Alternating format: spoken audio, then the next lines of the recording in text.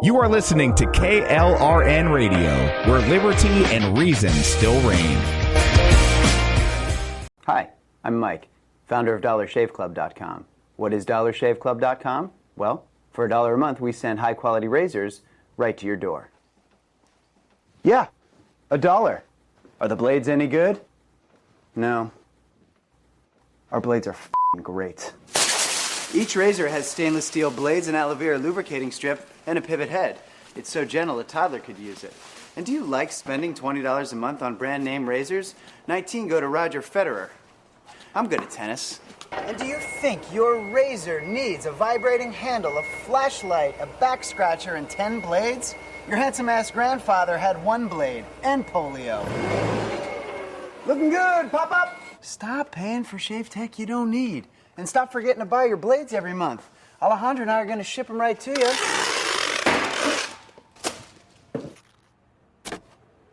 We're not just selling razors, we're also making new jobs. Alejandro, what were you doing last month? Not working. What are you doing now? Working. I'm no Vanderbilt, but this train makes hay. So stop forgetting to buy your blades every month and start deciding where you're going to stack all those dollar bills I'm saving you. We are DollarShaveClub.com, and the party is on. I know karate, I know jiu-jitsu, and drive like a gangster when I'm coming to see you, see you, see you, see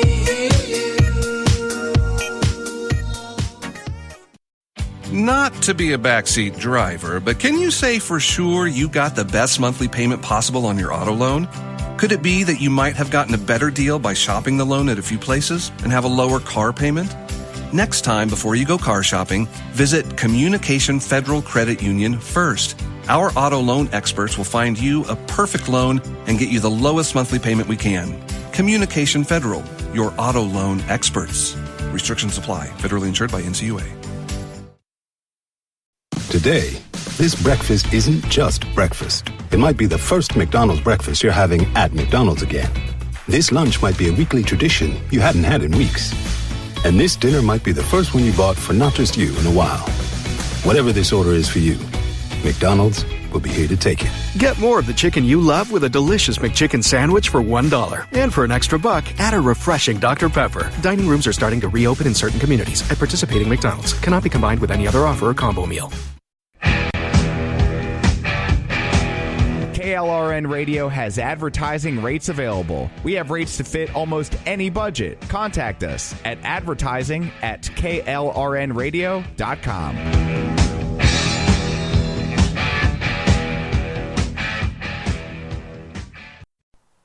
The following program contains coarse language and adult themes. Listener discretion is advised.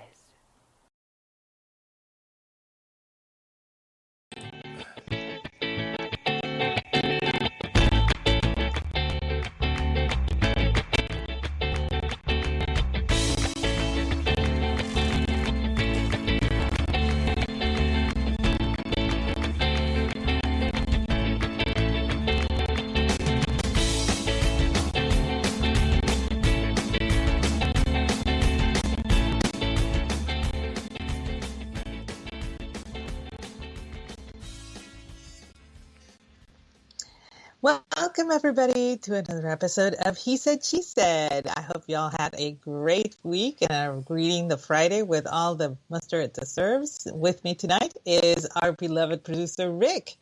How are you doing this evening? Shoot, right now I'm running away from this week like I stole something. It's just been one of those weeks, dude, so everyone is like, oh my god, it's Friday, and I'm like running for the door like I stole something. Like, let's just get out of it. Let's get it over with. Let's get it done. But yeah, no, I mean, I'm all right. It's been, I don't know, it's December, so the month from hell for me, knock on wood, is well, November became my month of hell, so I'm hoping that was it. We'll see. Because still dealing with some of the same issues I was dealing with in November, but I seem to be finally starting to get some of them under control, so we'll see. I plan on returning to start doing the morning show again coming on Monday, and then plan on starting to get some more consistent writing with Twitchy again starting tomorrow. So we'll see. Because lately I have that whole best laid plans thing going on. I keep saying I'm going to do it, and then something fucks it up. But we'll see. Anyway, so how are you? Well, How was your Friday? oh, it was great. I woke up to news of our awesome friend Mike. He has a birthday today. So quick shout out to Mike over in chat and over on X, and to wish him a happy birthday. He is 69 today. 69, dudes. Just saying. But I just wanted to give a quick shout out to our beloved Mike because he's like our big bro. So Yeah, I had no idea he and my dad were that close in age. My dad just turned 71. So. oh wow, my dad is about to turn 92. Yeah, my parents started young. My dad was 20 when I was born. I actually turned 21 right before I was born, and my mom turned 16 right after I was born. So, yeah, they started young. My parents, one of my parents would be in jail today if this happened today. I'm just saying. Just saying. Things were different in the 50s. So I'm just saying. Well, yeah, I mean my parents married in 65. No, 60. Yeah, 65. And my mom was 19 and my dad was 33. See, so there's a 14-year age gap between my folks. see, your But dad and your mom sound like my dad and my stepmom. There is about a 14, 15-year gap for them too. I've not been able to actually confirm what the gap is because it's kind of like that whole thing of, this is our 16th wedding anniversary when it's actually only their 15th. So I don't exactly know, but yeah. So even best case scenario, when they met, I was 8, so that would have put my dad at 30, and she says she was 18 at the time. I have heard she was probably closer to 16, but I'm not going to push that. yeah, it's best that we don't. That can remain a mystery. I'm good with that. I mean, I doubt my parents ever had sex, so I don't want to know. Uh-huh. I'm at that point in my life. Okay, with the ages we are both at, if you have still convinced yourself that your parents never had sex, how are you here? I don't know. I was hatched. I don't know. I just don't want to think about it. I don't want to think about that at all, ever. Yeah, ever. The problem is I have too many sessions of hearing my parents, so I can't. Yeah. It's funny. We never, ever heard our parents. And it's not like we lived in, well, we did live in a concrete house growing up and everything, but later on when we got here, the walls made out of gypsum plaster, so you could hear stuff in the other rooms and everything. We never did. I'm like, how? How? How did you get, we're living proof that they had sex, but we never actually witnessed hearing any of it. So I'm kind of glad. I never did. Lucky you. It scars. It can scar you for life.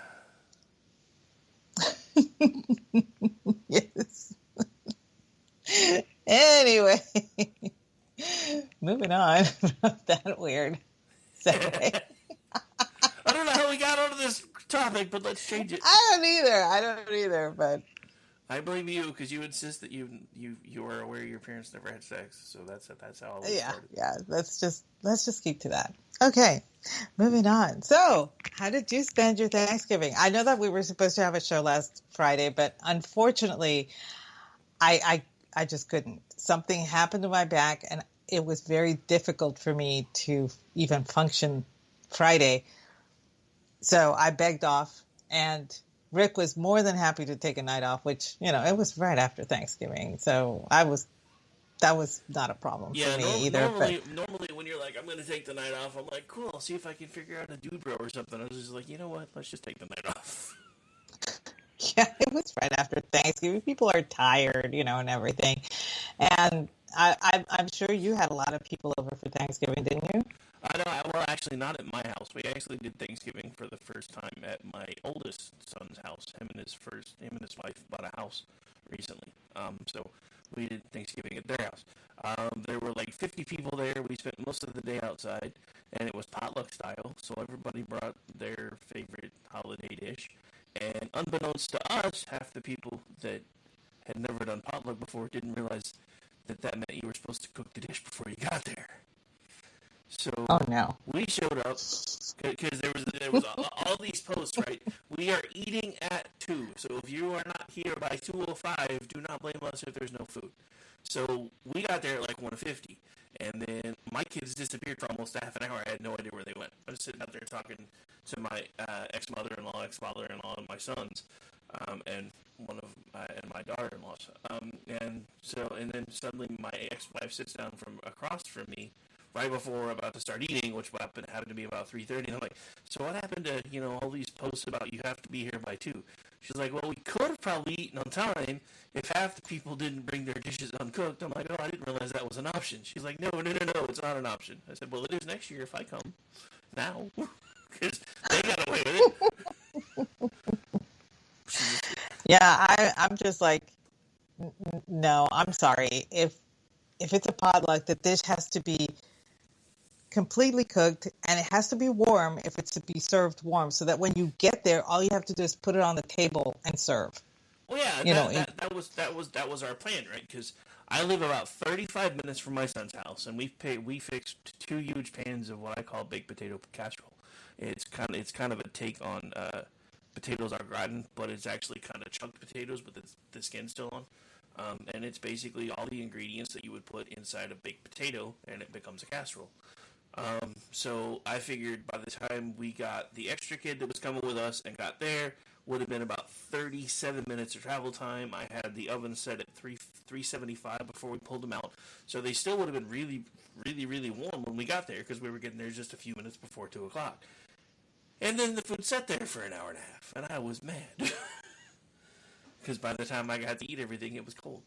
The one thing, because this is because my ex-wife's family has made what they call cheese potatoes forever, which is basically just another kind of a redneckier version of potatoes au gratin. It's not really mashed potatoes, but like chunk potatoes, but the skin's off, with basically roux and then a bunch of American cheese thrown in.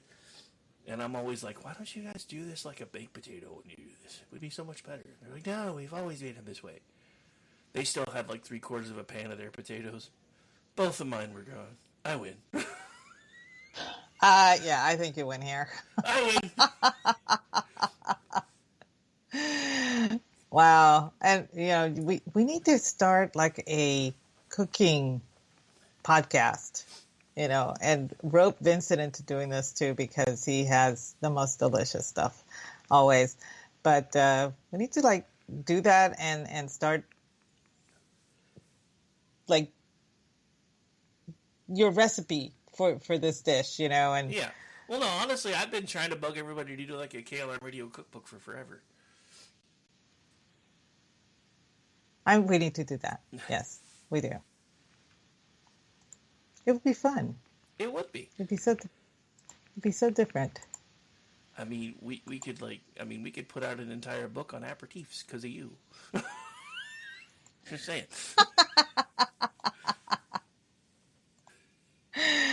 Hell, half of the KLR radio staff or guests have been bartenders, so we could put out a hell of a book about that stuff. This is true. An entire chapter or 5 between me and Brad, cocktail recipes. I mean, yeah. So between you and Brad, we can have about 5. You throw Ordy in, that puts us up to about 8. I mean, that could be its own book. Then we should like. Then I've never been a professional bartender, but I was my dad's bartender from like 14 on, and I've actually created some concoctions of my own, so we can even throw those in there, like my whole Mounds versus Almond Joy martinis.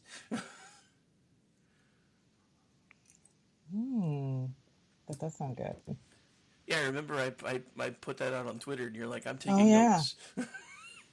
That's right. You do one with amaretto and one without, and then one that tastes like it has almonds in it or it doesn't.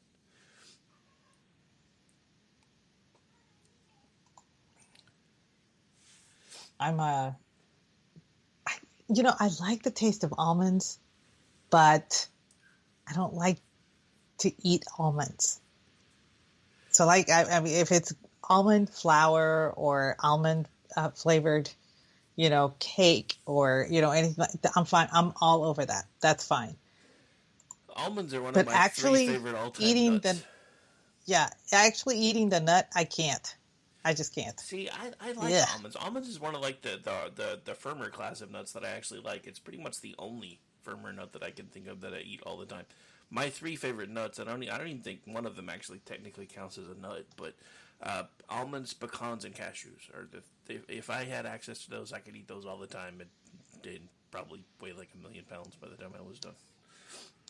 Oh, I got to give empty props here. Amaretto sours are the bomb. I love those things. True enough. But, speaking of almonds, y'all have no idea, but I only learned last year how almonds are harvested, and I have not stopped laughing since. I did not know that they shook the trees to make all the almonds fall on the ground, and they had like this huge machine comes and wraps its hands around the tree and then shakes it, and then all the almonds fall to the ground, and there comes another machine to scoop them all up. And I'm like, I had no idea. First of all, I freaked out that almonds actually grew on trees. I thought they grew on shrubs for some reason. I never give a thought to this because I don't eat it. So I never, I know it sounds weird, but I had no idea that almonds grew on trees. They grow on trees, and the way they harvest is they shake the tree so as to loosen all the almonds. I mean, I guess it makes sense. Funniest thing. And I'm already laughing just picturing it because it's funny. I don't know. And as soon as you said a giant machine comes and shakes the trees, I started picturing Rosie the robot from the Jetsons. I'm not even kidding. After the show, you should look it up. I mean, I'm sure it's on YouTube. I was watching it. I think it was National Geographic or something, or I don't know, some show was talking about it or something. I was like, oh my God, that is hilarious. It was just so funny because the tree, I mean, you see the tree shaking and all this stuff just fluttering to the ground. I honestly thought people picked the almonds off of the shrub like we did with cotton. Well, I mean, I guess it makes sense that almonds would grow on trees since it's part of the seed for the tree. But because there's pecan trees, I don't know. Yes, I don't know why it didn't hit me. There's walnuts and pecans and hazelnuts and all sorts of trees that grow. Nuts that grow on trees. So walnuts are completely overrated. I hate those things. It's not that I mind how they taste. It's so much work to get to them, though. It's annoying.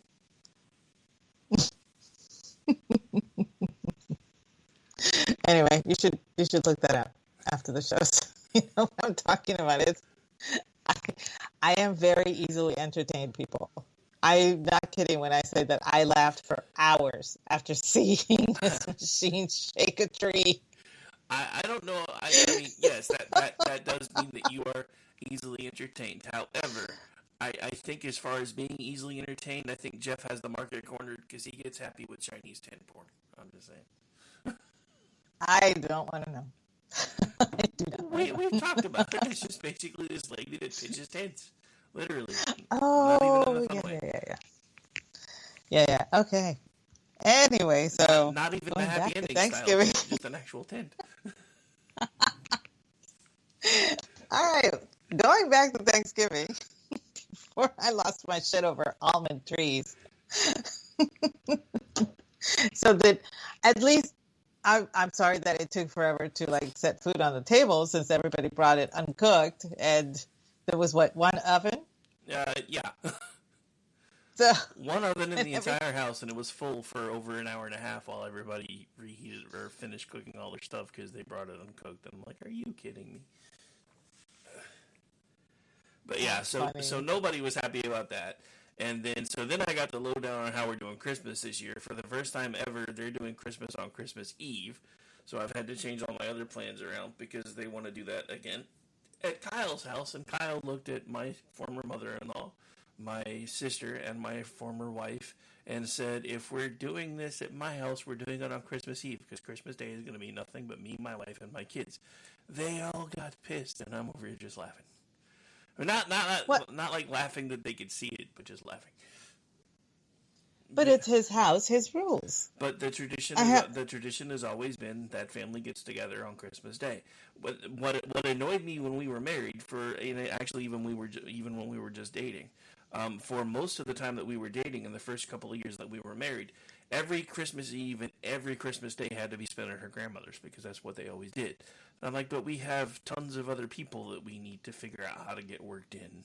Well, it doesn't matter because my grandma's dying of cancer and we're going to do this or I'm going to leave. Okay, then. Wow. Well, I kind of had a similar issue. My husband's family celebrated Christmas Day at my mother-in-law's parents' house. And then after that, they would travel to my father-in-law's parents' house the following day. And they lived like 6 hours apart from each other. So it was a big travail. And finally, they decided we can't do this every year. We have to pick 1 year here, 1 year there, or whatever. And my mother-in-law insisted, no, this is what I've done. This is our tradition. We go to my parents. So they would do New Year's at my father-in-law's house or whatever. And I started thinking, I didn't want to force that once my kids grew up and left the house. If they wanted to, that's fine. But if they wanted to start celebrating at their homes with their family and us traveling, that was fine too. And my parents had a really tough time with that because my mom expected us to come home for Thanksgiving and Christmas. And I was like, I have another family. Believe me, I don't want to be there, but I still have that other family that I kind of need to acknowledge. So I told, my in-laws and my parents, and we're going to switch off. Every other Christmas will be yours. And that's non-negotiable. That's what you're getting. Because that way, both of them would have family time with us sometime instead of fighting every year over the same time slot. And so that kind of worked really well to our advantage, because we lived so far away anyway. So it was a big deal to travel. And we didn't want to travel twice because if we came for Christmas for one family, then the other family was like, well, you need to come see us too. And they were 8 hours apart. So, traveling with kids, flying on a plane, we couldn't get on another plane to go visit the other family. It was just ridiculous, So I kind of respect your son for standing up for his family, saying, this is what I'm establishing for my family, for my Christmas from now on. He's a grown up, And so that, that tradition, if that tradition is going to go on, it has to go through your son. It cannot be dictated by people who don't live there. Well, yeah, no, and I get that. Honestly, that's the first thing. And when all the brouhaha was over, I just kind of looked at him and said, "Kid, I'm proud of you," because I tried to stand my ground on that stuff for years, and I kept getting chopped down. I'm glad you've just decided that this is a hill you're willing to die on. So I'm proud of you. Because to me, it eventually became not worth it. Because my ex is one of those people that would just, once an argument started, until she got what she wanted, it never ended. Never. Never. Wait, did I say that out loud? My bad. Well, but going back to the whole establishing of the thing, we had that. We gave each of our parents a Christmas. Every other year, they would have a Christmas with us. And now I'm thinking, do I want to put the kids through that? Once they have families, once they have plans, once they do that. So what I do is instead I ask them all, it's like, if you guys are free and want to do a family Christmas, let me know. If you guys cannot do it, we can get together another part of the year. It's fine. That's fine. And they were very surprised that I was that flexible because they really expected me to be my mother. I was not happy when they told me this. I cannot express to you how not happy I was when my kids said that. Okay? And that's when they realized, oh, no, mom is not my grandma. Mom is my grandfather. Because I told them, I don't care. If you want to do your own thing at Christmas time, just give me a call. I'm good. It's fine, I would love to have that tradition, but I seeded that tradition in order to keep two sets of parents happy. So I can't in good conscience force it on my children. I have to let them start their own traditions too, whatever they want to do, whatever, that kind of thing. So if the tradition involves us and coming to visit us, fine. If it involves us going to them, that's fine too. So yes. I can't be proprietorial over Christmas. I just can't.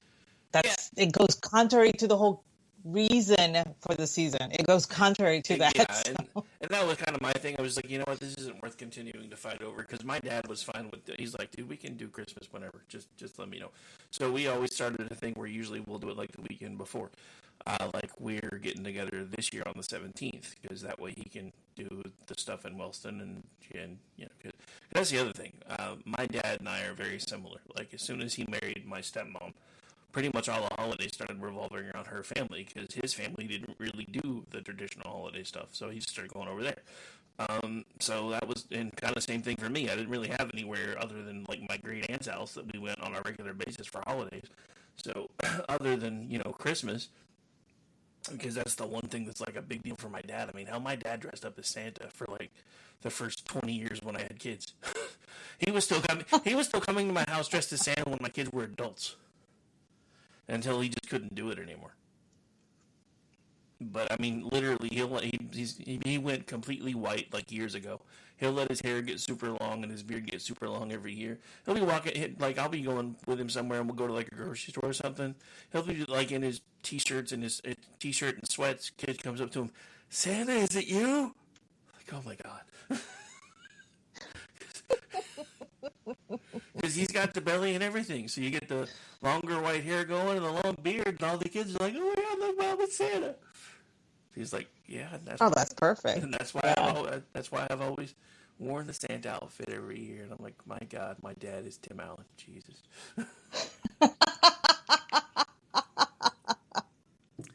No, my dad never did any of that. He was like, you want to believe in Santa? That's fine.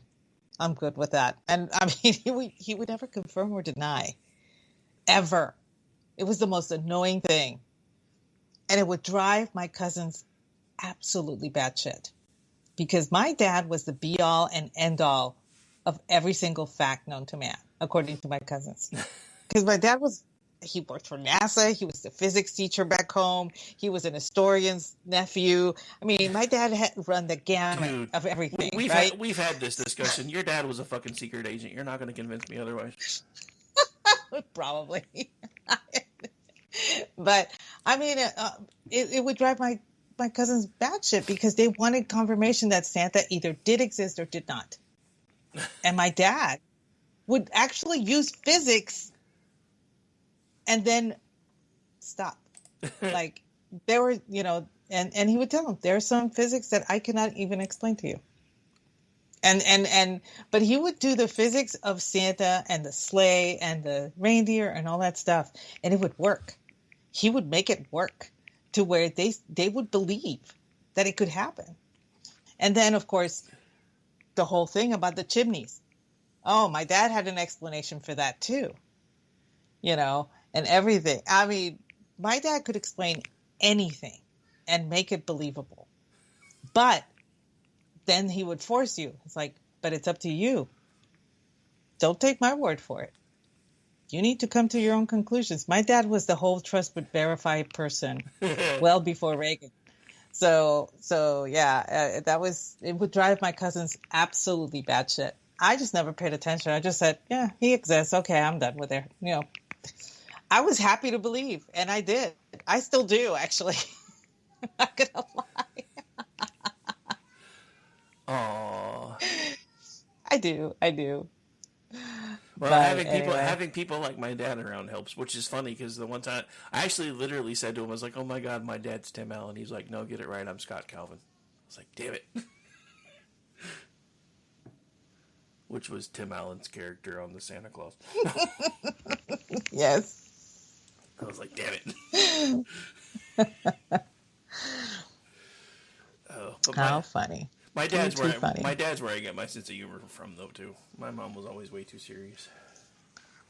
Yeah, well, my mom doesn't like my sense of humor because it's like my dad. So, and of course, you know, my brother has an even more cutting sense of humor than I do, and so that's why he butts heads with my sister so often.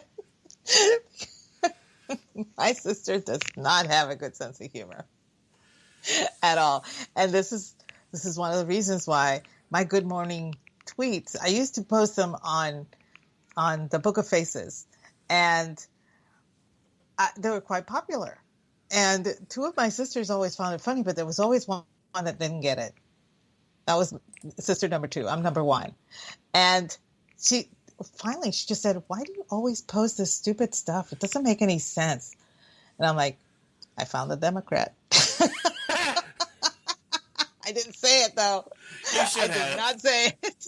You should have. She has become far more conservative, you know, in the past few years. But I was like, okay, I guess I'll just stop. And so I just stopped posting them over there, and I just post them here on Twitter or X, whatever you want to call it. Shitter. I have no idea what to call it anymore, honestly. I just started stealing Brad and Mike's. I call it Jitter.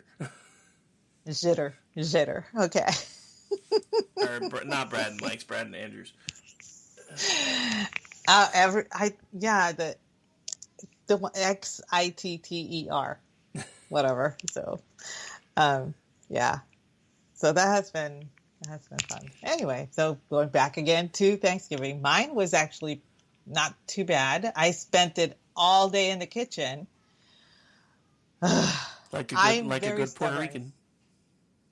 I'm very stubborn. I will make the menu, and I have people here that are willing to help, and I'm like, no. I want you to enjoy the day. I want you to watch your football games, nosh on whatever crudité or appetizers I put in front of you, and just let me be in the kitchen. And so I spent it all day cooking and everything, and damned if I forgot to pick up dishwasher things, you know, so I could put everything in the dishwasher. No, so I ended up cleaning up everything by hand too. I was one tired puppy, but it was good. It was good. I made roast ducks again, and listen, I stuff them with cut up lemons and garlic. And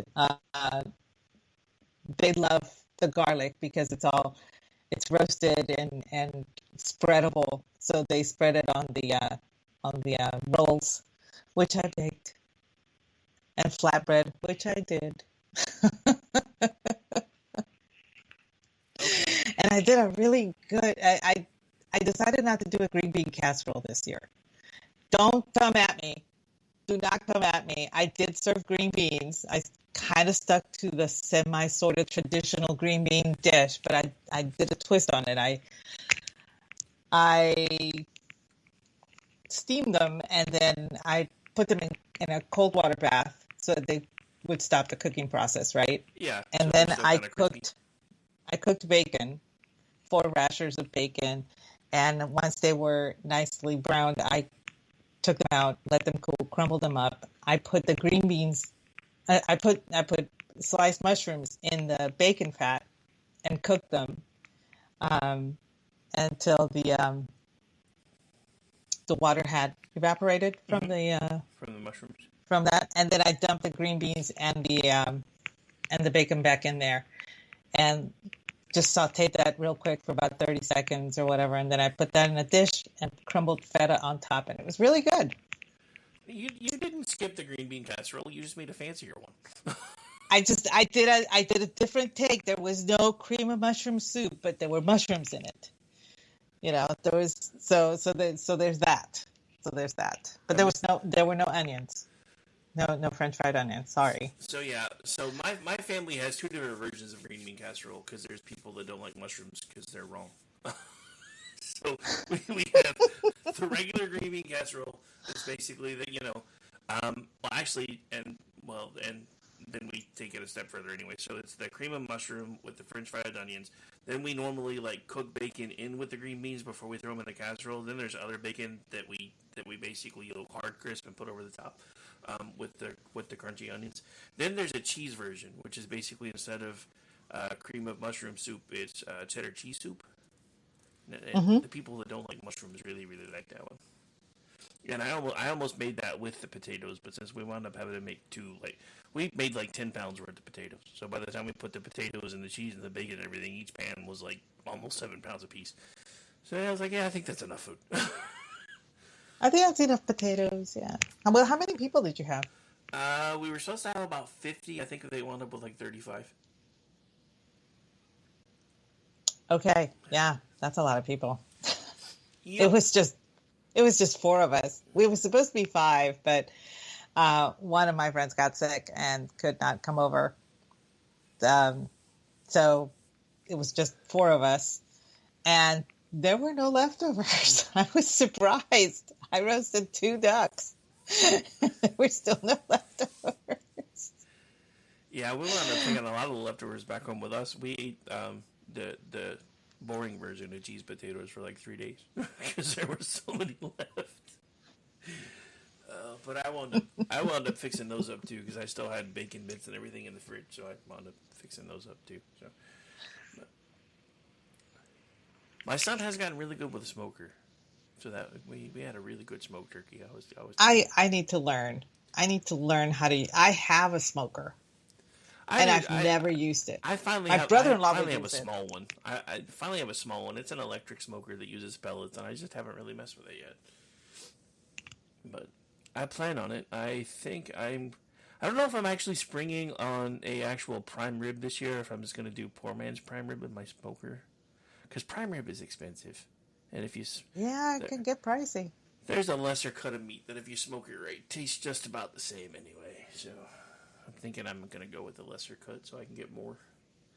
But, yeah, so this year we're doing Christmas at my dad's on the 17th. We're doing Christmas Eve at my son's, and then Christmas morning here, obviously, and then Christmas afternoon we're probably going to go to my aunt's. Because usually we do her house on Christmas Eve, and we're not doing that this year.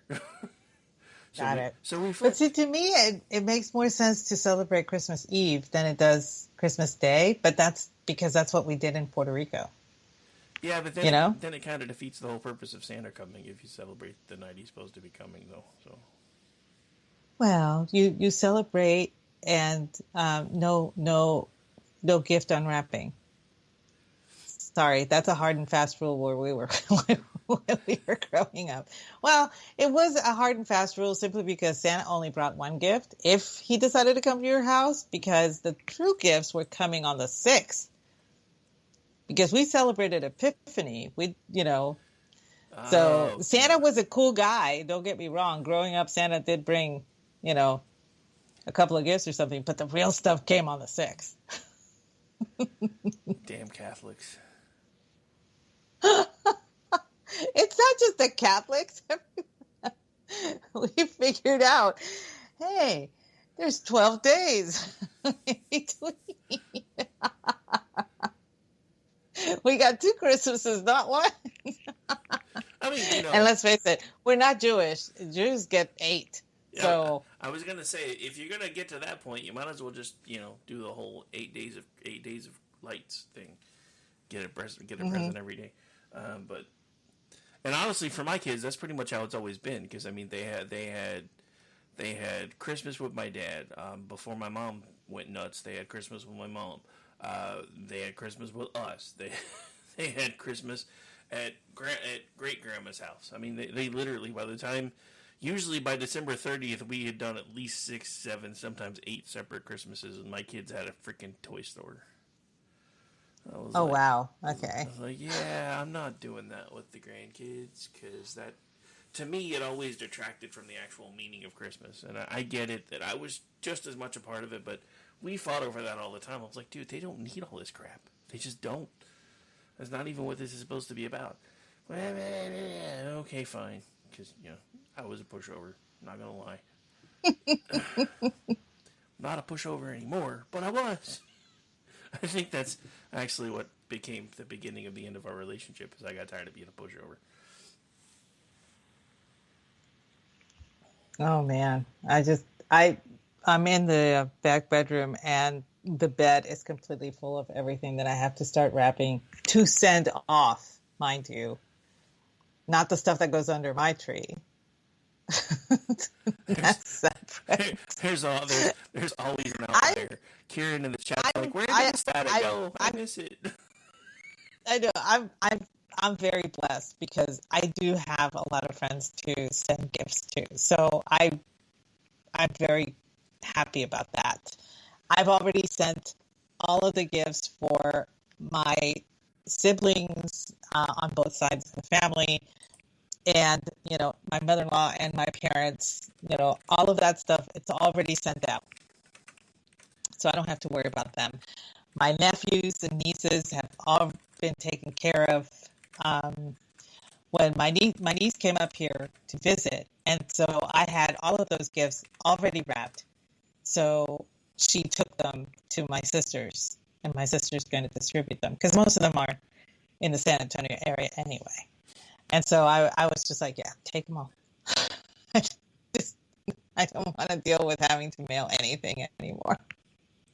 So the only thing that's left is, mailing out my friends' gifts and stuff like that. So I just keep looking at them going, I need to get some, wrapping paper and box everything up and start mailing next week. So heads up.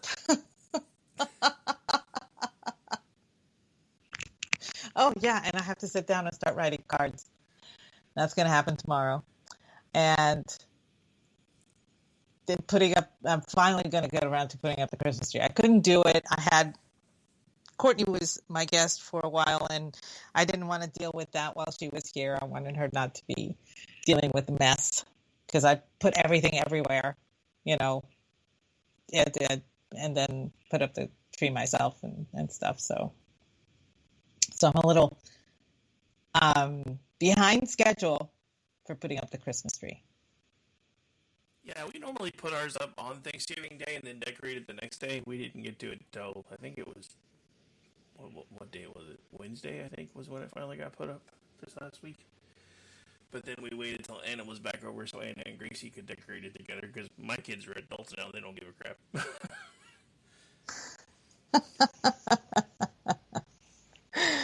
Yeah, so that's, I don't get me wrong. I love the holidays and everything. But there is nothing more satisfying than knowing you don't have to see the post office anymore. I'm not even kidding. Nice. I mean, I love my people, but I hate the post office. I really do. And I'm lucky. My post office mistress is great. The postmaster for this area is awesome. He's always on site, and he will answer any questions or whatever. Wait, your post office has a mistress? I'm living in the wrong place. Oh, wait, yeah. Never mind. She's actually really cute, too. But she's on top of everything. She's making sure everything is, she will call me if I have an oversized delivery of some sort, and she will ask me, do you want it sent out there and you can meet her at the post office? I mean, at the mailboxes, or you can come into town and pick it up. And I always feel bad, so I tell her, no, I'll come into town and pick it up, because if it's oversized, it'll take up a lot of room in her small vehicle. And the rural people out here don't have a Jeep; they have their own vehicles. So I always say, I'll pick it up. Oh, Aw. Danielle's tree is so beautiful. I know, I just saw that. And then I scrolled down a little further and realized that Jeff's already promoting the digital beacon on the website. I'm going to have to give him an attaboy for that. Yeah, that's cool. I'm excited. That's another thing that I've been working on, by the way.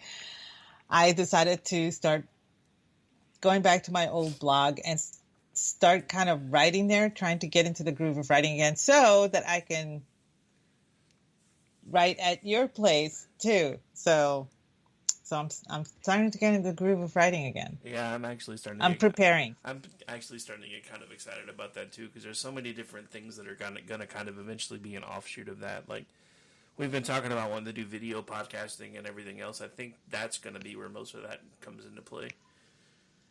It's through that one, because since this one is specifically radio, it just kind of feels weird to do the whole video thing since it's labeled radio. And we can do, because eventually we can do like opinion stuff over there too and do it video instead of just audio.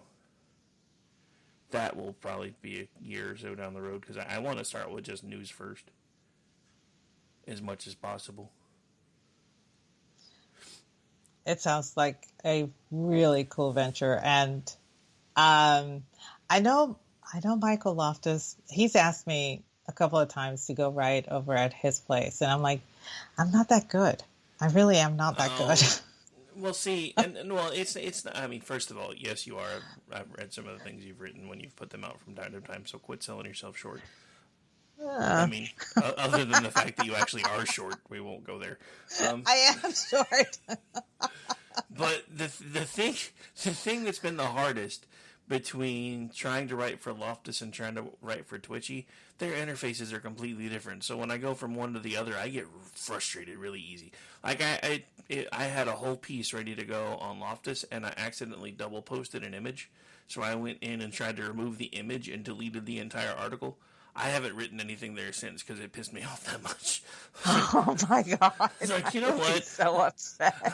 Because that, and I was gonna do a review on the new Doctor Who that just dropped last weekend, and because I actually got kind of excited about doing that, and then the next day when I was supposed to do it, I felt like crap, and then he put one up before I could get to it in video format. I was like, somebody else got to it, I'm good. But yeah, his interface is completely different. He's like, well, this is just the one that I'm used to, and I'm like, it's a pain in the ass. I love you, man, but it's a pain in the ass. I don't know. So it's going to be really interesting, because when we start this one, because Twitchy spent a lot of money to get theirs put together the way they want it, so we won't have anything remotely like what they have for a long time. So I'm probably eventually going to have to get used to 3 different formats. I don't know how I feel about that. I don't know how I feel about that.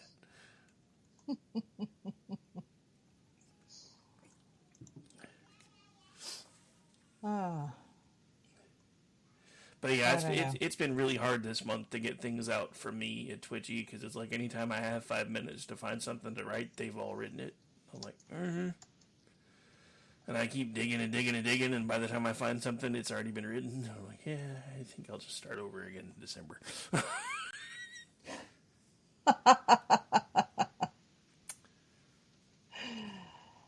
Oh man, I just like I said, I'm trying to get into that groove again. The last time that I wrote anything on my blog, it was 2020, or I don't know. It was a long time ago, and I was answering questions on why I was painting furniture. A lot of people, I would post something on Twitter, and people would like, "Why would you ruin it?" And I'd be like, "Okay, I am sick and tired." And I did say that, sick and tired of people coming at me about painting furniture. There are reasons why you paint furniture. And so I wrote a blog post, and then I posted on Twitter. I said, this is an explanation as to why I would use paint on furniture. I'm not ruining the piece. I'm trying to rescue a piece that was going in the trash or was broken, for whatever reason. And on top of that, sometimes the client wants you to paint the damn thing, okay? And you do what the client asks of you because they're the ones paying you. As a matter of fact, my friend at the antique shop, she needed me to come and paint a curio shelf that she had in there. And she started and she was like, I don't have time for this. So she calls me and says, would you mind doing this for me? And so I went yesterday and today and I finished it for her. It was, pretty straightforward. And it was, something that a friend of hers did out of plywood. I mean, it's not a big fancy thing. But then she, before I left, she asked me if I would consider consigning myself to painting her curio cabinet. And so she shows me this curio cabinet. And in my head, it was just, something small, whatever. No, it's this massive thing. And she wants it painted. The inside in a lighter color than the outside. The outside is going to be like black. So, I'm like, it's in perfect condition. But she wants it painted. End of discussion. She wants it painted. She's going to hire me. I'm going to paint the damn thing. That's one of the reasons why I would paint furniture. So that was the last entry that I had. And so I was like, I don't know what prompted me to do Aggie's, holiday shopping list, but I just decided, hey, I have a blog. I might as well use it to at least practice writing before I get into the groove of, writing for an outlet or something like that. So, hey, go shopping. Nice. I actually had a few people ask me, it's like, do you get, is this an affiliate link? I said, no, this is stuff that I actually own that I really like. And I loved getting as a gift, and so I put it out there, Of course, everybody likes hand cream and lotion and whatnot, so I don't know, whatever. I put some stuff for guys too. So some of us like it was lotion. fair. Some of us like lotions for different reasons. Oh wait, my bad. Yeah, but I don't want to talk about that. All I know is that Duke Cannon Bloody Knuckles stuff is amazing, and it is, that was made for men, but let me tell you, it's great. And I cannot recommend it enough. Seriously. But moving on. Anyway. Oh, and Kieran has a really beautiful tree, too. I'm, going to be put to shame. My tree's going to look like awful. Oh, whatever. But actually, my tree every year is a crap tree. And I don't know if you guys remember a really good friend of mine, Dave in Texas. He passed away, going to be 2 years this summer. And he was famous for his crap tree. And he wrote a blog post about how it came about. And all of his friends have a small crap tree every year that he inspired. And so mine is the crap tree with all of the kids' decorations and the mismatched ornaments, and just the stuff that just means something to us. And we call it the crap tree, but it's the family tree. It's not matchy. So that was the matchy Christmas tree is in the other living area, in the fancy living area. Nice. Yeah, we've only ever really done one Christmas tree. I've heard people have started to do more than one, and I've kind of toyed with the idea, and every year I'm just like, yeah, maybe next year. Oh, no, my mom was bad. She had, the main tree was in the den. Then the second largest tree was in the formal living area, which, where we weren't allowed to be in, right? And then every bedroom, and it was a 4-bedroom house, had its own little Christmas tree. And then she had little tiny ones in every bathroom. And then the foyer, when you walked in, I had cross-stitched a Christmas tree sampler, really big one. So it hangs there. So there's a Christmas tree in there too. Then she had one in the on the kitchen counter and one in the breakfast nook. And she even has one in the laundry room, and I don't get that one because it's on top of the water heater. So I don't understand. But she had to have one there too.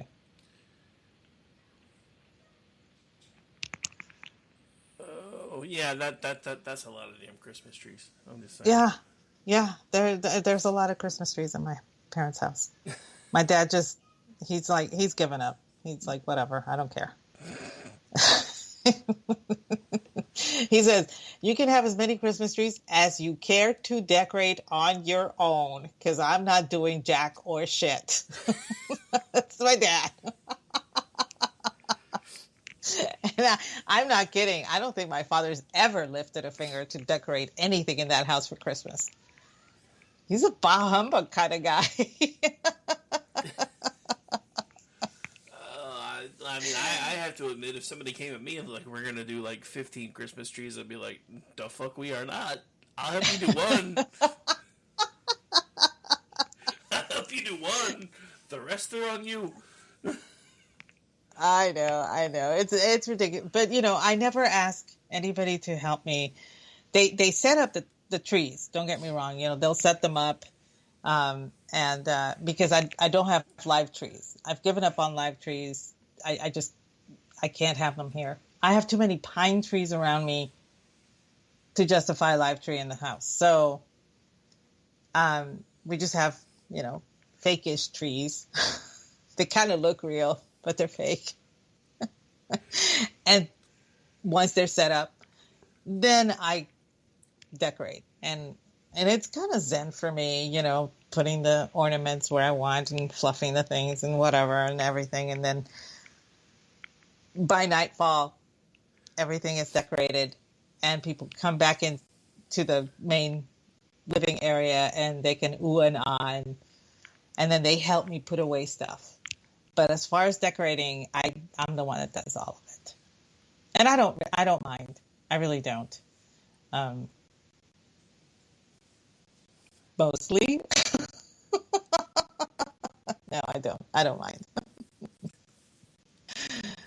I mean, my thing is, as much as I love the holidays, by the time I was an adult really dealing with holidays, I was barely ambulatory, and it still hurts like hell to move. So I don't really get out and decorate the front yard and do all that crap, because after I'm up and moving for like 30, 45 minutes, I'm like, yeah, you know what, screw you guys, I gotta go sit down. And I used to always piss my ex-wife off too. She's like, you don't do any of the stuff that men are supposed to do. I'm like, you try walking like this. Leave me alone. Wait, like men are supposed to do? Yeah, like, I have to use a riding lawnmower if I mow, because after I push it for a few minutes, I have to sit down. I'm not any good with a weed eater because I don't have good enough balance, so my boys usually have to help me do that. And so it's like, well, you're always making them do all this stuff, and the men are supposed to do that. You try. I have yet. You try living with a wobble. Living out here in East Texas, I have yet to see a man on a riding lawnmower that wasn't working for the city. Every single riding lawnmower, it's a woman. And I'm not doing it. I can tell you that right now. It's not going to be me. But seriously, all around the place, every single one is a woman. And I think for them, it's zen too. You're sitting there and you're going line by line and everything. And it gets to be very zen. And let's be honest, you crank the blades up far enough, things vibrate pretty well. So I'm saying. Maybe that's why. I judge not. Well, I mean, so that's like the other thing, right? So we get the riding lawnmower when we move out here, and that's the first thing she tells me is you're not allowed to touch the riding lawnmower.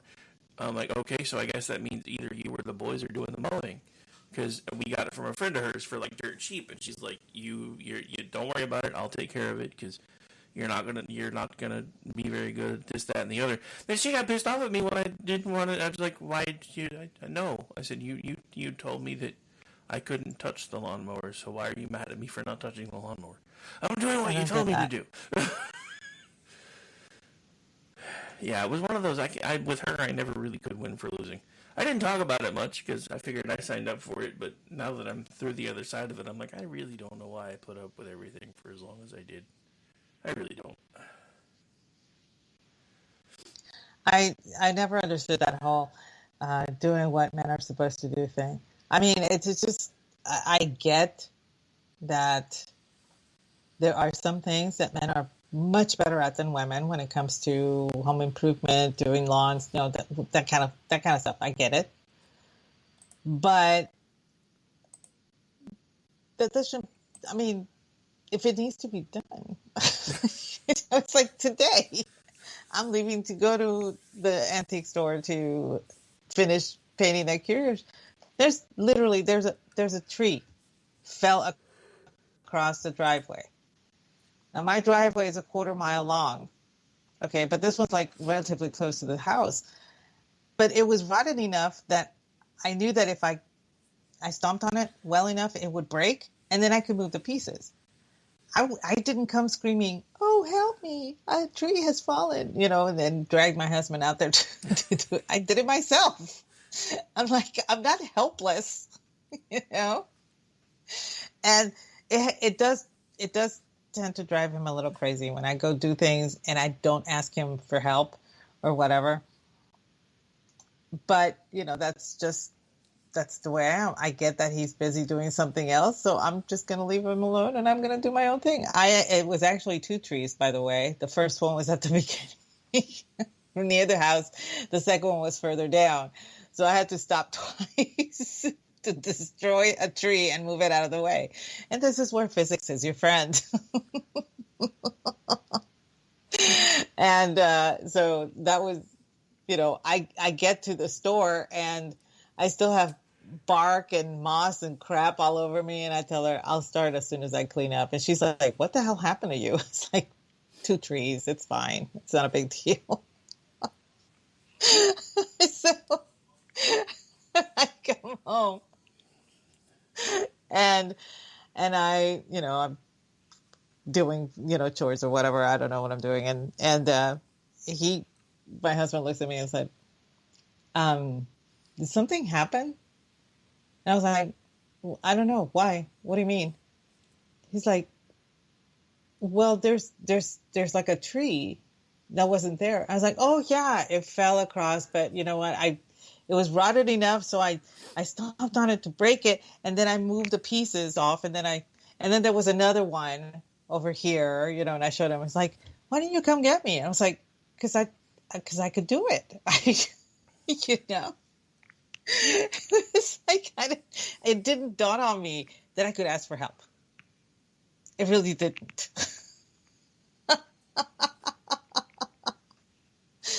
It's not that I'm dumb that way. It's just that I'm not equipped to do that. I'm like, oh, here's a problem. I need to find a solution. That's how my dad brought me up. That kind of thing. Now, I see a brown recluse. Oh, hell yeah, I'm going to come get him. That's not going to be me. Come get him, Spider. I'm fine with tarantulas. I'm fine with snakes. I'm fine with all sorts. Not a brown recluse. That's got to be taken care of by somebody else. That's somebody else. There's a line. That's my Rubicon. I don't cross it. That's funny. But yeah, so that has been, my week has not been too bad. Today was kind of just an off-kilter day with the 2 trees and having to paint shit, that kind of thing. But I don't know, I'm guessing y'all had a bout of rain go through as well? Yeah, we did. That came this way? It was there all day yesterday. Yeah, we had it, and it was like going in circles over us before it moved around. And because it was very spotty, it wasn't like a constant thing. So it was like completely overcast, and it would rain off and on, but it wasn't hard enough rain until at night. And I'm like, I'd rather have the hard rain and the wind during the day so I can see what's coming. But at night, it's just very unsettling where you can't see anything. Dude, that's one of the reasons why I hate time change. I hate the fact that it gets dark now at 5 o'clock. I'm like, what the hell? Oh, well, yeah, and especially on overcast days, it's even worse. Yeah, overcast days, you're lucky if you can see by 4:30. Oh, my sister, they're stationed in Germany right now. And she's like, what the shit? It's 3:30 and it's already dark outside. I'm like, hey, welcome to Germany. There's a reason everyone is allowed to drink there. I'm just saying. Their drinking age is like 9. She was like, no one told me about this. I said, you lived in Italy. I said, yeah, Italy is further south. I'm like, okay, granted, it is. But you knew that it would get darker earlier, right? I mean, this is not a surprise. And the thing is, they lived in the DC area before they moved over there. And I'm going, it's not that much further north, but I guess it's north enough, to where it really... She's like, I don't understand this. It's 3:30. It's already getting dark. And by 4 o'clock, there's like no sun. What is this? I said, winter. Welcome to Germany. Welcome to winter in Germany. Like I said, there's a reason their drinking age for beer starts at like 9. Yeah, it's just like, wow. I'm not even kidding. She calls me, and for 10 minutes, all she's doing is complaining about the time change and how dark it is and how she cannot understand why this is a thing and this and that and the other thing. And I'm like, I don't know if you want sympathy or if you want me to solve the problem for you. I'm not sure what you want from me. And she just says the most, she just laughs and she's like, oh my God, Dad said the same thing. And I'm like, yeah, I know he says the same thing because I am Dad. That was part of the conversation too. She was very miffed at one of my sisters for something that happened with my niece or something. I don't know. I can't recall everything, but she was kind of miffed, and I told her, I was like, well, she sees herself as the matriarch. That's why she's always defending mom and blah blah blah blah and all that stuff. And then she says, but Aggie, you should be the matriarch because you were the first one. And we're all quiet. And then she says, oh, no, you're the patriarch because you're Dad. I said, yep. That felt to me. Nice. She's like, what are you going to do? I said, ignore the whole thing. That's what Dad would do. He just ignores everything. Just lets it go. No, what you need to do now is find your spy to fill you in on all the crap like he does with you. Oh yeah. That I'm working on that. Actually, I think it's her daughter. My niece is she's at that right age, and she does tend to communicate more with me than with anybody. So I'm thinking she's going to be the one. Because then you can decide what you're going to ignore and what you're not going to ignore, and you don't even have to get your hands dirty to decide. That's how your dad does it. I mean, come on. Yeah, it's true. And that's pretty funny. I did not realize that. That's right. I need my spy. She's it. I got her. This is great. So what you're saying is, much like your father, you're already farming an asset. Mm-hmm. Yep. See how I tied it back to the whole your dad being a secret agent thing? My dad's a spy. It's funny because I remember my mom when she was moving all of his personal effects to his own room. My mom said, I cannot sleep with you anymore. You snore too loud and you refuse to get that taken care of surgically. So you're going to another room. And so they sleep in different rooms now. But so when we were moving all of his personal effects, there was a box, like a lock box or something like that. And I know my dad has had this lock box for at least 50 years because I remember seeing it when I was about 6 or 7 years old. So he's had this box forever. Nobody knows what's in it. My mom does, but she's never said anything and nobody's ever asked her. And so I'm taking the box back there and I'm putting everything on the bed because we're going to organize the closet to his specifications so that he can find stuff because it's his closet, right?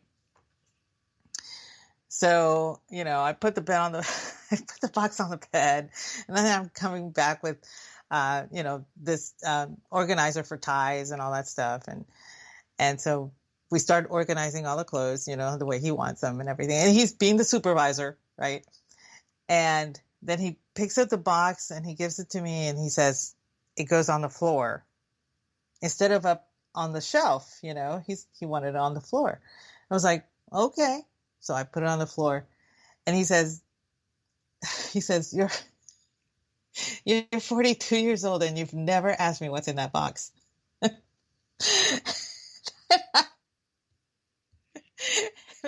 I don't know if I was 42 or I don't know how old I was. He just said some number, right? And I said, Dad, I saw that movie. It doesn't end well. And I don't want to know. That's funny.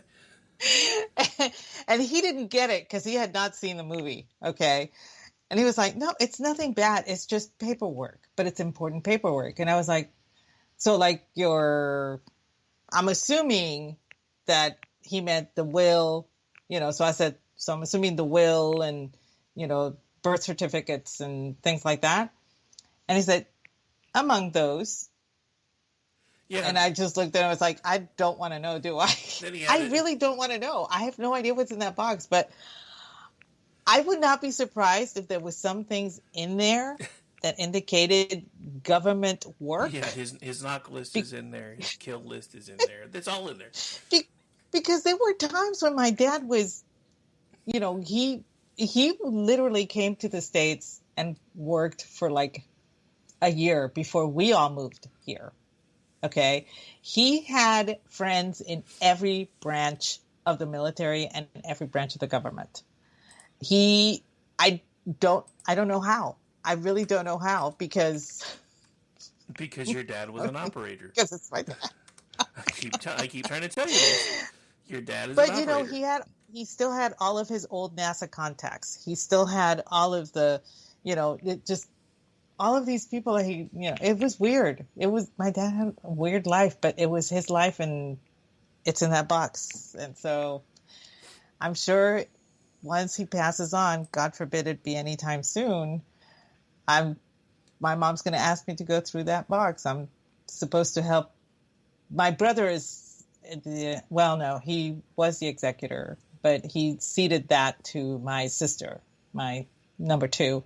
And so she's the one that's going to go through all that. But my mother insists that I help her with it because I don't think my mom trusts my sister.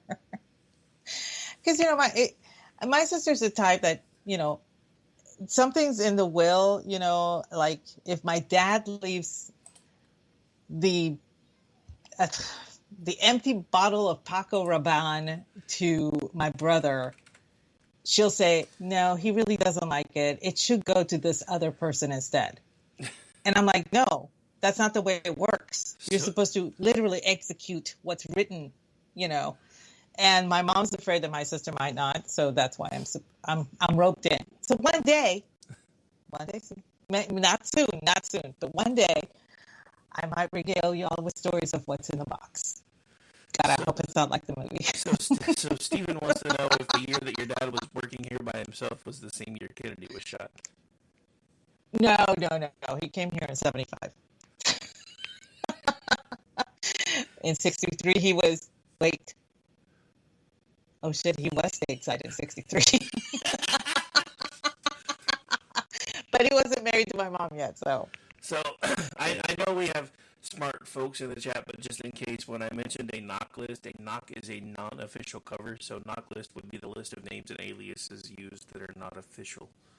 So, anyway, not officially sanctioned anyway. So yeah, that's what I said. His knock list is in the box. His kill list is there. I don't know. With my luck, it'll be like my grandmother's old recipes.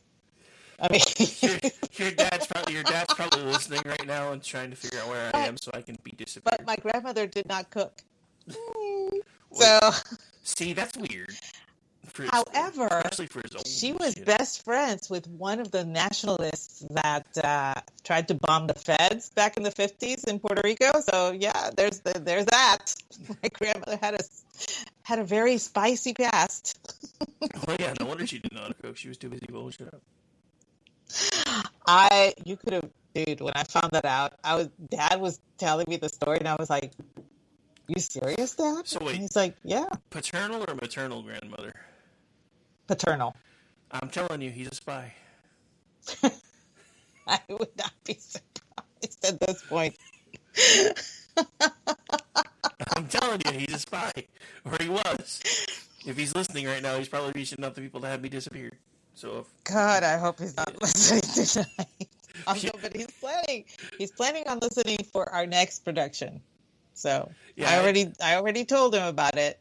So he's looking forward to it. yeah, I know he normally listens to the holiday stuff, but yeah, in case he's listening tonight, I'm really only kidding, sir. I promise. I promise. Just kidding. Don't have me disappear. He's something else.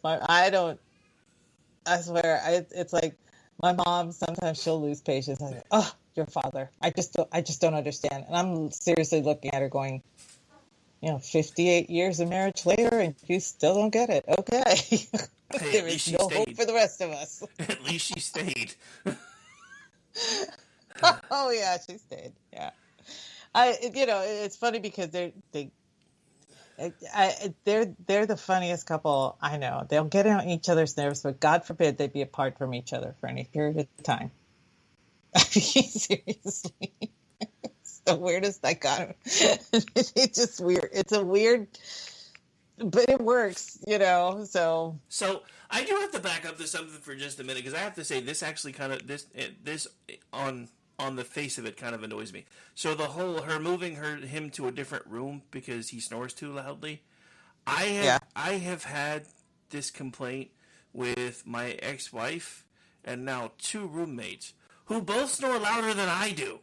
All 3 of them, when they got to sleep, would snore louder than me. So I'm like, why is my snoring the only problem here? I don't bitch at y'all when you're like sawing logs from the other side of the house. The fuck?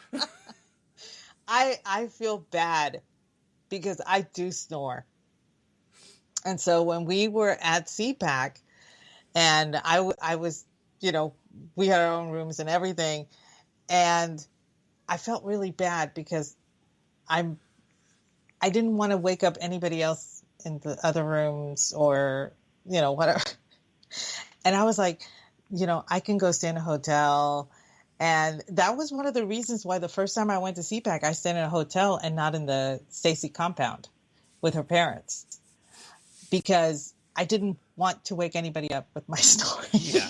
No, I mean, that's honestly one of my biggest issues. But then again, I normally only sleep for 2 or 3 hours anyway. So, but, my mom, she snores now. But back when she kicked them out, she didn't. So we have actually had an intervention with this, and we told Mom that she does snore. And of course, Mom at first was like, no, I don't. I'm perfect. And we had to tell my sister had the good grace to actually put the record button on the phone and recorded my mom's snoring.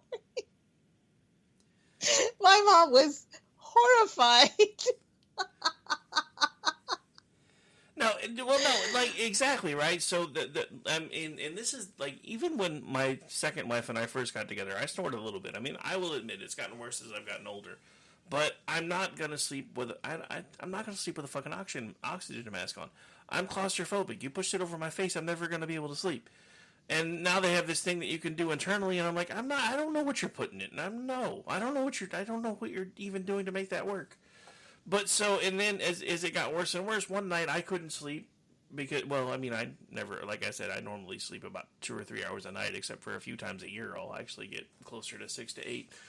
But so there was one night that she was screaming and yelling and I needed to come to bed. So I came to bed and was watching TV and basically counting the spots on the ceiling.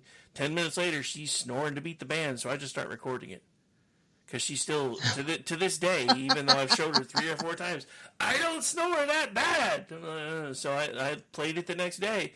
She's like, no way, that's you recorded snoring. I was like, no, I was still awake. That's you.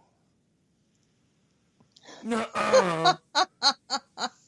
No, I'll own it. I will own that I do have that issue, unfortunately. But yeah, that's one of the reasons why I'm like, I cannot, in good conscience, stay with the 4 other people in a hotel room, because I know I'll disturb them. But that's like the main difference between guys, women, and men, right? Like men, if your wife snores, you just get over it. Women, your dude snores, you're gonna go sleep in another fucking room. The hell? You're either gonna go to the doctor or you're gonna sleep in another room. I think my dad was quite happy about that, because the bedroom that he has a command center with all of his computers and all that stuff, his radio, his stereo, his TV. He can watch TV when he wants. He can go to bed when he wants. He doesn't have to deal with anybody. So he's happy to have his own little. Well, that may also kind of be an age thing too. I mean, me if I'm with somebody, I mean, even if I'm only in the bed for 2 or 3 hours a night, I would like for them to be next to me at the time. But it's just, and yes, Mike, sleep apnea is very dangerous. So I've had myself checked for it, and I don't fall under I'm not in the dangerous area, right? When I did the sleep study, I was fine. They said I was fine. I didn't have it, blah, blah, blah. And so I had to break the news to my husband and said, oh, well. But, he snores too. He doesn't know it, but he does. So, I cannot throw stones from my glass house, so I just let it go. Just let him sleep. And eventually it's kind of soothing enough that I just fall asleep anyway, so it's not a big deal. But no, I could not do what my mom did. I just couldn't do that either. But like I said, my dad was more than happy to go have his own room with all of his toys, his computer, his stereo, everything set up, and be left alone. Well, that's because your dad spent 70 years watching whatever the hell your mom wanted to watch. This is pretty much it. I mean, I think the only thing that they watch together is Fox News. I think that's it. Well, I mean, it's like, when I wanted to sit down and watch TV with the ex-wife, it was always whatever the hell she wanted to watch. I mean, normally, now, the one compromise is normally if we went to a movie or something, I normally got to pick the movie. But if we were watching TV, it was always whatever she wanted to watch. So normally, and that's why normally when she went to bed, I would stay in the living room for a while, because that was, if I wasn't working, that's when I got to watch some of the stuff that I wanted to watch. And she especially was one of those people that always has to go to bed with the chickens. So especially during time change, she was ready to go to bed by 7 o'clock. I'm lucky if I can be asleep by 2. Oh, wow.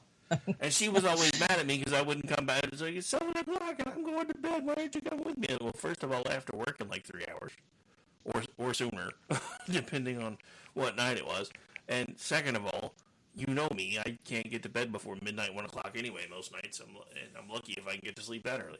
I said, I've been that way since we got together. You've known that. That's always been a thing, because I used to work nights and then work almost all day long, too. I said, so I just got to the point where I really didn't sleep. I slept about 2 hours a day. Which is another reason why eventually I started getting super heavy and started having all kinds of health issues, because your body does most of whether anybody wants to admit it or not, your body does a lot of its calorie burning and repair while you're sleeping, because it uses a lot of the calories to fix your shit. That's when your body patches your shit. So if you're not sleeping at least 6 hours a night, that's why you don't feel good at all. Yeah, I need to get back into a better rhythm for sleep, because I used to stay up for Perry, but now Perry's on earlier, so I have no really big reason to stay up unless it's a Christmas movie that I have missed, in which case, yeah, I'll stay up till 11. But I've kind of watched almost all of them. And the weird thing is like, I I get texts from my sisters. Oh, this Christmas movie is on right now on Hallmark, and this one on Hallmark Movies and Mysteries, and this one is on. I think Lifetime is running some Christmas movies, and Up is running Christmas movies, and Great American Family, of course, because that's the new venture that Candace Cameron Bure decided to invest in. It used to be Great American Country, and she wanted more faith-based films and stuff like that. So people told her, "Well, then get your own." So she gets her own channel, and then people went after her, and she's like, "Whoa, whoa, whoa! You told me to get my own channel." Yeah, and it's actually really good. I like her the movies that are coming on that one more than I do the other ones, even though the other ones have a bigger budget. But these are faith-based. There's a lot of them that are faith-based, and I really like that. Yeah. So it's kind of weird watching those two, both Kirk and her, evolve over the years, to be as outspoken faith-wise as they've become, because Hollywood's not the best place for that. I don't know if you remember, there was a trilogy of movies that were done. His name is Alex, and he is a pastor in a church in Georgia. The first movie was called Flywheel, and I think the budget for that movie was $10,000, and it was done for the church. Okay, and then it was distributed. It had a very small distribution and everything, but it was good enough that they had a bigger budget for the second film, which was Facing the Giants, and that was one of the best faith-based films I've ever seen in my life. It really was. And I absolutely love that movie. I thought I put it on because I thought it was Remembering the Giants, right? And so I put it on thinking that it was that movie. And when it started, it's like, oh, it's a totally different movie. And then I hit the guide button, and it gave me the synopsis for it. It's like, well, that sounds interesting. So I sat down and I watched it. By the end of it, I had gone through half a box of Kleenex. I was in such a good mood and so happy, though. It was such a good faith-based movie and very inspiring, and it was amazing. And so the third one had an even bigger budget, and they got Kirk Cameron, and it was called Fireproof, and it was about I love that movie. Huh? I love that movie. Yeah, it wasn't it great? Oh yeah. He is so devout that it was his wife, his real life wife, that was doing the kissing stunts during that film. He could not bring himself to kiss the actress. And the actress was very fine with it. She said, "No, that's Kirk's thing. I'm good with that. It's fine." So it was his wife that was doing the kissing scenes with Kirk Cameron in that movie. And I thought that was really sweet, because he was just like, I just can't do it. I just can't. But that was such a great movie. But if you guys haven't, if y'all saw Fireproof, that was the biggest one out of the three. But it started with Flywheel, and the second one was Facing the Giants. They all had F's, but Facing the Giants was an amazing movie. I cannot recommend it enough. If you haven't seen it, Rick, you really should. Yeah, another really good one that wasn't really part of that trilogy, but kind of in the same vein, was Courageous. Courageous, yes. Courageous was separate. It wasn't the fourth in the series, but it was made by the same people, and that one was really that was another amazing film. Now, if you know a lot about police procedure and stuff, just let that go before you watch the movie. I'm just saying. Yeah, you got to suspend your disbelief. Willful suspension of disbelief. But there have been a lot of good faith-based movies over the years, and God's Not Dead actually brought a lot to the table, and then you have the Nativity Story, which was released several years ago, and you had Risen with Joseph Fiennes, with and now you have the Chosen, the Chosen series, which was a Kickstarter campaign, but I mean it took off. and it's incredible. And they're having a two-parter nativity film, and that's going to the theaters, and I cannot wait. So there's this hunger for faith-based films, and the weird thing is that it's not even just Christian faith films. It's not just about Christianity. It's just about having hope that there's something better out there in general. And I think it's because, I mean, it started before everything got really, really bad, but especially now, everything is just so dark. I mean, it's just, we try to stay away from that kind of stuff on especially Friday nights, but, even this week, there's just been so much dark crap that's happened. I mean, honestly, this month, I've taken a lot of this month off because I just couldn't deal with it anymore. In between the usual, this is the month that my life fell apart 3 years ago. And as hard as I try, it just seems like it whether I try to let it or not, it becomes a black hole. And then with everything else that was going on, it's just like, you know what, I just can't deal with all this right now. And then other things started going sideways. And I'm just like, you know what, I'm just done for this month. I'm done. So I'm hoping now that December's here that I can pull out of the tailspin and get some things back on track again, because I do have a lot of things that I'm supposed to have started up by about mid-January, and I don't have much time.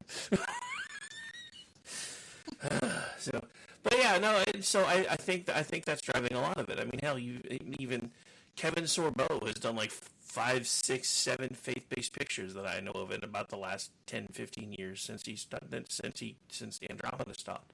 I mean, he's come out really pro-faith. And I mean, the funny thing is, everybody that comes out pro-faith, you see at least one person online, oh, look at you, you've fallen in love with Sky Daddy. Like, really? Really? Excuse me? Yeah, that's what the atheists call God, is Sky Daddy.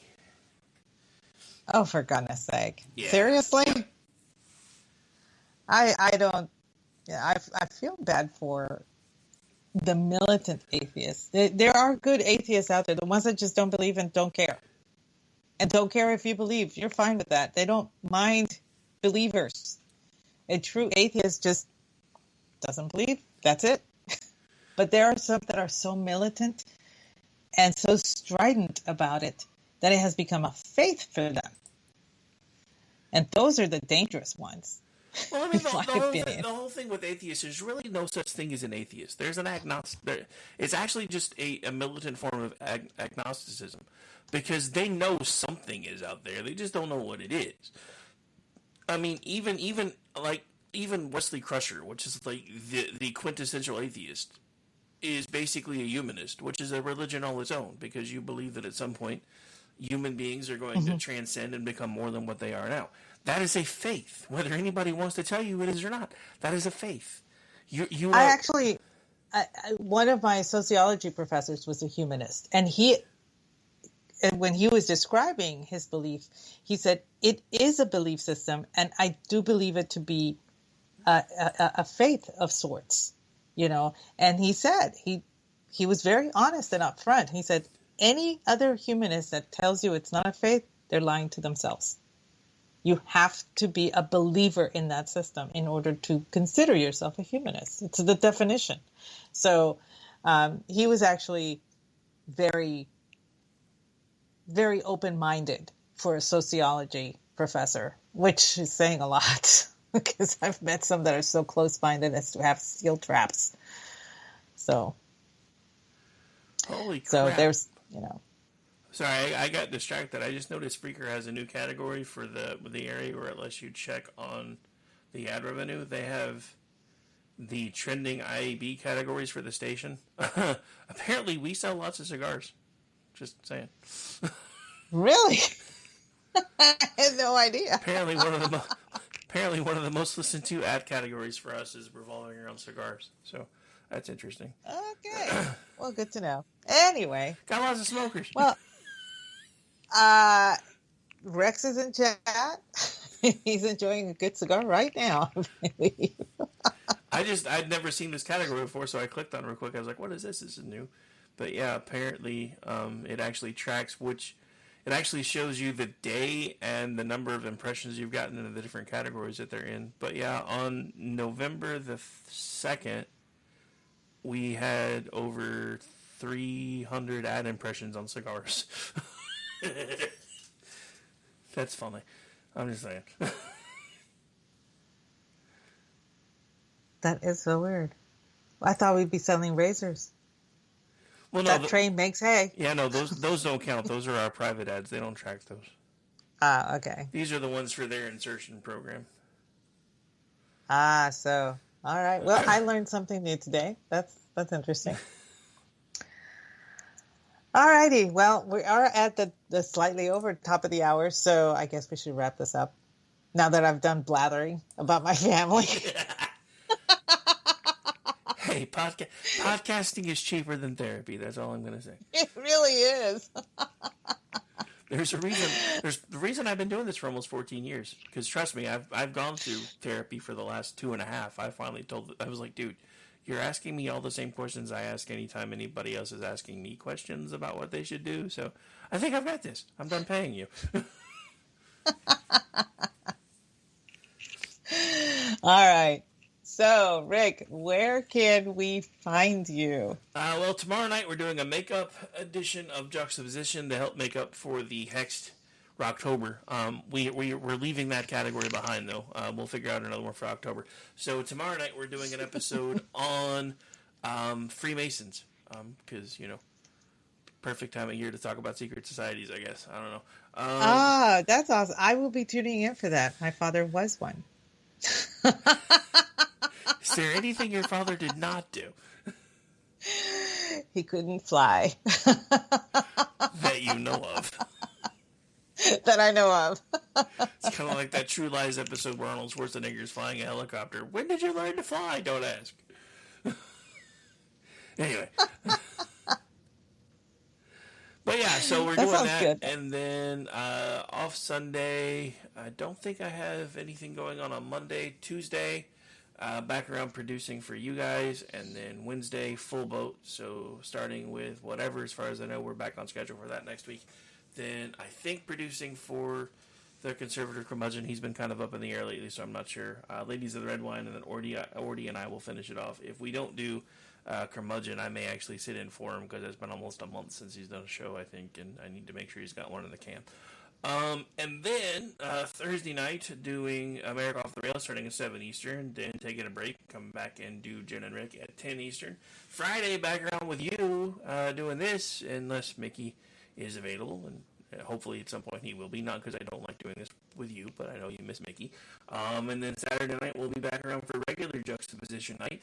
And when I'm not doing all that, you can find me as the executive producer of the Loftus Party podcast. You can find me on the morning show again, starting on Monday from 7 to 9 Eastern, the Rick Robinson Show. And you can also find me as a contributor on the Loftus Party and Twitchy.com. Have I mentioned that I need therapy? Yeah, you do. You can also find you haven't mentioned it, but you do need it. You also can find me on most social media platforms at RowdyRick73. Where can folks find you, my little minks?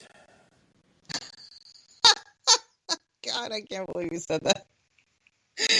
Well, you can find me at Aggie Rican and at Aggie the Barkeep over on X. You can find me 8:30 p.m. Eastern every Tuesday doing the Cocktail Lounge with my Ever Suave co-host Brad Slager. Friday nights, 8:30 p.m. Eastern, doing He Said, She Said, as of late with our great producer, Rick. And once a month, you just missed it, was Toxic Masculinity, the last Wednesday of every month, 8 p.m. Eastern, with G, Ordy, and Rick. And we have now just launched our new podcast, our new book podcast, where Jeff and I talk books. And it's called Spirited Books. It was supposed to air on the 11th. It's every second Monday, but unfortunately Jeff's going to be out of town, so it's going to be on the 18th. So stay tuned for that one. And that's about it. I think that's where you can find me. So you're not on social media or anything anywhere? Twitter is the only one where people would know me as Aggie, really. So I have a blog. And she'll be contributing soon at the Digital Beacon, so there's that. Yeah. Good night, everybody.